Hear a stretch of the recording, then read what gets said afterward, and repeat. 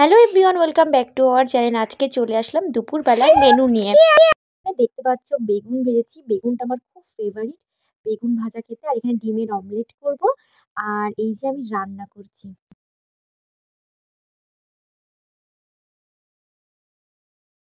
সারাদিন ব্যস্ততার মধ্যে তোমাদের কাছে বলেইছিলাম যে ভিডিও দেব। সাথে আমি আমার জীবনের কিছু পার্সোনাল পার্ট তোমাদের কাছে শেয়ার করব, যেটা তোমাদের কাছে ভালো লাগুক। আর তোমাদের যদি কোথাও একটু ভালো লেগে থাকে সেটা তো আরও আমাদের কাছে আনন্দিত। এখানে দেখতে পাচ্ছ, আর আমার সোনা বাবা এখানে বাচ্চাদের সঙ্গে খেলা করছে।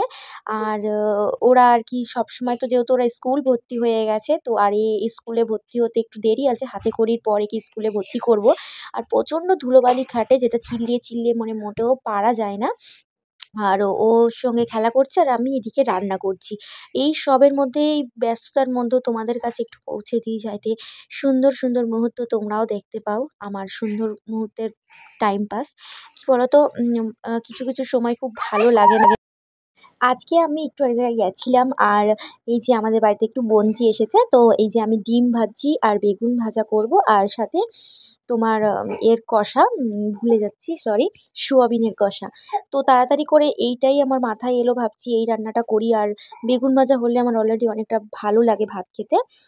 আর সন্ধ্যেবেলা তো একটু মঞ্জিকে নিয়ে বেরোবো ভাবছি। আর এই যে সোয়াবিন কষাটা আর কি করছি, যেহেতু সোয়াবিন তো আমার হাসব্যান্ড একদমই খেতে পছন্দ করে না, আর আমার খুব ভালো লাগে এই বড় সোয়াবিনটা খেতে। আর সেটাই আর কি কষাটা করছি। সেরকম কিছু মশলা আর দিলাম না, কারণ মশলাটা যেহেতু আমার বেবি খায়, তো ওর জন্য তো মশলাটা ঠিকঠাক না। তবুও কিছুটা দিয়ে করেছি, কারণ সবাই খাবে, তো একটু ভালো লাগবে না না মশলা দিলে। আর আমার হাসবেন্ড গেছে বাড়িতে, তো বাড়ি থেকে আসবে, তারপরে ও খাওয়া দাওয়া করবে। ওই জন্য তাড়াতাড়ি করে একটু রান্না বান্না করছি, কারণ আমার আবার সব কিছু আজকে একাই করতে হবে। আরও বিশেষ করে প্রত্যেকদিনই এখন একাই কাজ করি, কারণ বেশি আর সেরকম কাজে মানে অতটা থাকে না চাপ। আর ব্যাপারটা ভালো লাগে, আর কাউকে হেল্প না করাটাই ভালো, নিজের কাজ নিজে করাটাই ভালো। আর এখানে দেখতে পাচ্ছ, আমি একটু পার্কে এসেছি বিকেল অনেকটাই সন্ধেও হয়ে এসেছে। আর এই যে পার্কে আমরা একটু ঘুরবো। সারাদিনে ব্যস্ততার মধ্যে ছেলেকে ভাবি যে একটু পার্কে নিয়ে আসবো, তো সময় পাই না। তাই বোনঝি এসেছে, তাই বোনঝি অনেকটা জোর জবরদস্তি করাতে একটু সময় পেয়ে এসেছি। আর পার্কটায় খুবই মজা লাগছে, ওরা আর কি মজা করছে। ওরা খুব সুন্দরভাবে মানে এগুলো চড়ছে, এই যে স্লিপ চড়ছে। তো এখানটায় নিয়ে আসলে একটু ভালো লাগে, কিন্তু আরেকজন হলে একটু ভালো লাগে, কারণ আমাদের বাড়ি থেকে অনেকটাই দূর এই পার্কটা। তো এখানটায় আর কি বাচ্চারা সবই আর কি আসে। তো আরও শনি রবিবার হলে তো আরও প্রচণ্ড ভিড় থাকে এই পার্কটা। খুব ভালো লাগে টাইম পাস করার জন্য। আর আরেকজন কেউ থাকলে কিন্তু আরেকটু ভালো লাগতো। আর এই যে আমি এসেছি ওকে নিয়ে আর কি। আর আরেকটা জায়গায় আমাকে আবার বেরোতে হবে, তো ওই জন্য আমি একটু তাড়াহুড়ো করে আজকে বেরিয়ে গেছি, নাহলে অনেকক্ষণই আজকে পার্কটায় থাকতাম। কিন্তু একটু দরকার ছিল বলে আমি পার্ক থেকে তাড়াতাড়ি করে বেরিয়ে এসেছি।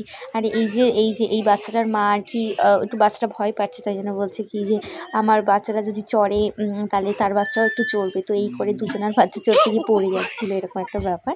তো খুব ভালো লাগে এই পার্কটায় আসলে, একটু টাইমটা কাটানো যায়। আর আমার হাসব্যান্ড যেহেতু বাড়িতে যখন চলে যায়, আমার খুবই বোর লেগে যায়। মানে আমার অপেক্ষায় থাকি এই একটা ছুটির দিনে আমরা যাই হোক কোথাও একটা বেরোবো, যাতে আমাদের দিনটা খুব ভালো। আর আমি যেখানেই বলি সেখানেই নিয়ে যাই, কোনো রকম কিছু বলে না যেখানে নিয়ে যাবো না বা কিছু। আর বলতেও হবে, এটা আমি খুব কপাল করে এরকম একটা মানুষ পেয়েছি যে জীবনসঙ্গী। আর শীতকালে দেখতে পাচ্ছ খুব সুন্দর একটা ফুল, মানে শীতকালে যেখানেই ঘুরতে যাবে একটা ফুলের সৌন্দর্য তোমরা দেখতেই পাবে। তো আজকের ব্লগটা এইটুকুই, টাটা।